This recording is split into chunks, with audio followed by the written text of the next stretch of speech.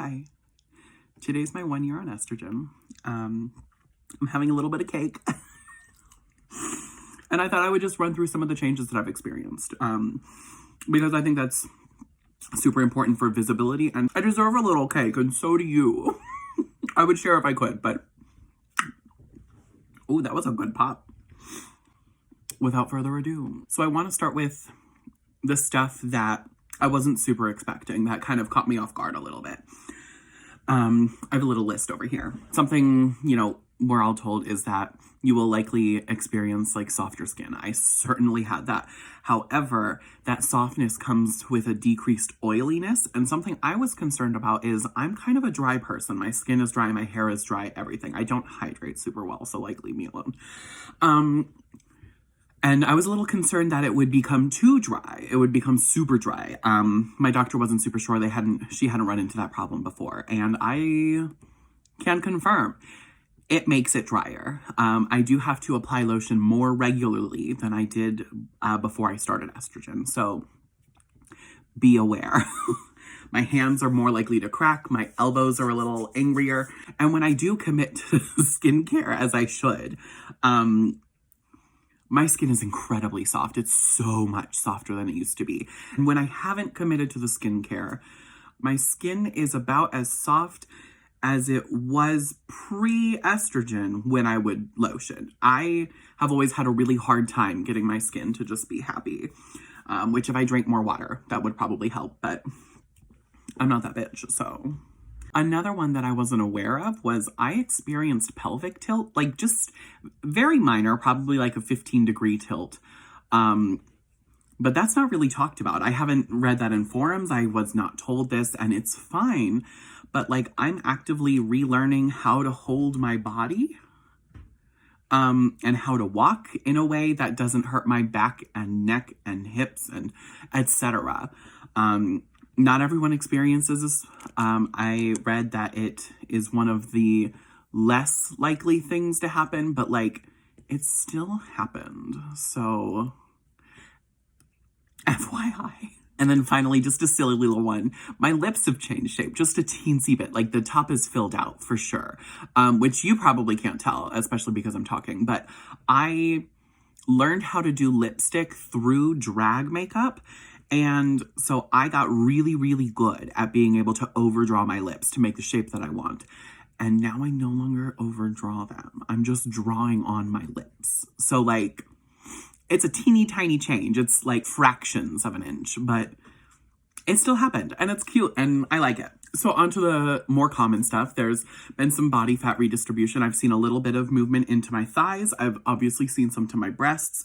I'm sitting at about a tanner stage 3. And if I had to guess, I'd say I'm 3/4 of the way through that right now, maybe a little further. I do think I'm nearing tanner stage 4, and I do plan on starting progesterone fairly soon. So we'll see how that affects it.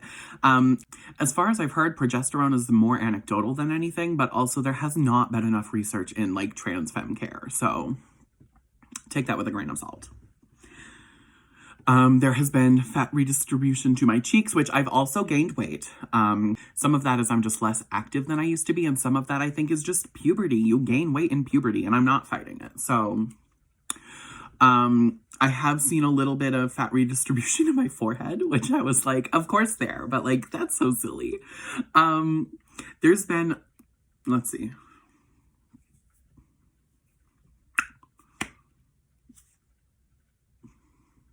Is there more fat? We went through face. This, and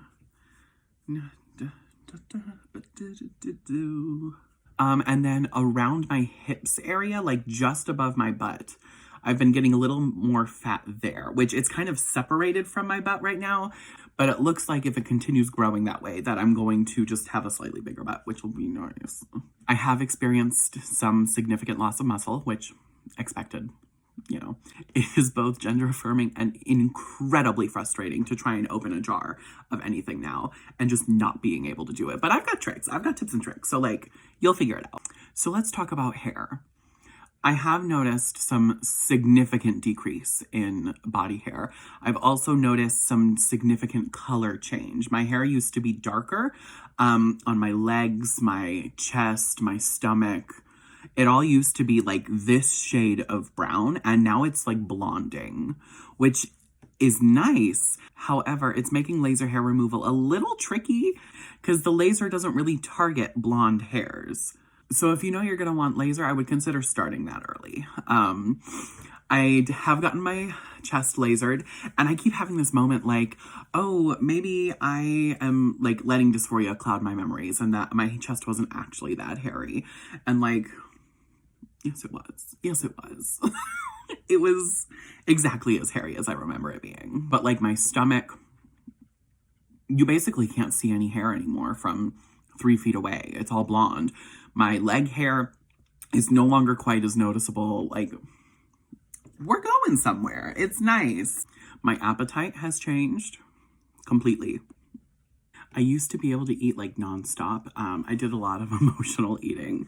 But now I just kind of eat a little bit and then I'm done. The experience of being super full feels different now. Like it used to be that it felt like there was pressure on all of my stomach and like very literally like if you popped my stomach, it would burst. And now feeling full is more like being a little sore, which is super interesting and also super weird. And I'm curious to know if anyone else has experienced this. The foods I prefer are mostly the same, but they do change more based on where I am in like my hormonal fluctuation. I've started enjoying fish more, soup. I used to be like, why do we eat soup? It's just hot flavored water. If I wanted that, I'd drink tea. And now I'm like, oh my God, soup is the best thing in the world. These are like silly little changes. So like not a huge deal, just like fun to find out, you know? But with that, smell has changed. I used to be able to just like smell something, whatever. It's not a big deal. It doesn't affect anything. But now if I am in my emotional part of my hormonal cycle, certain smells can literally make me gag. Like, wow. You know, like, wow. So prepare for that one. That one kind of threw me off a little bit. And then, of course, emotions, greater emotional range, which is both, you know, a blessing and a curse. I have always had trouble, you know, identifying and handling my emotions, and that has not changed. Except now I'm in estrogen puberty, and so they are going. But I'm learning, you know, I'm getting there. I'm giving myself kindness. I'm giving myself the space to experience it. And I think if you're gonna, you know, go on estrogen, you should too. It's a bit of a ride. If your family might want to swipe away for this part. I was told I would experience a significant decrease in libido, which like I have experienced a decrease, but it wasn't that significant. Just being horny feels different. Erections have decreased for sure, like for sure. But they haven't gone away completely, which I guess was a misconception I held, is that like the clitoris in a lot of people still like becomes erect in a sense, and I didn't know that. So there is still like a little bit of erection happening. It's just not enough to like penetrate. And it's not enough to cause dysphoria, but it, depending on, you know, what type of self-pleasure I'm looking for, it may or may not get in the way.